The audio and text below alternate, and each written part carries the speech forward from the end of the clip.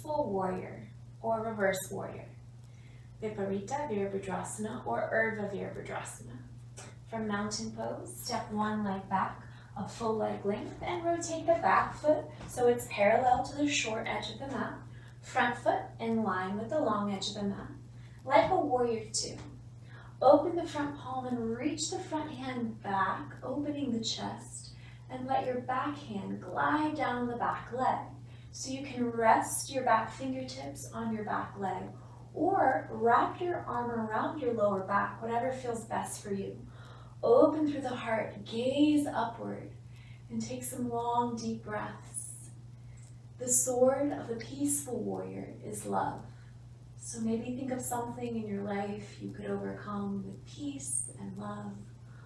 Opening through the heart center, breathing into the heart space.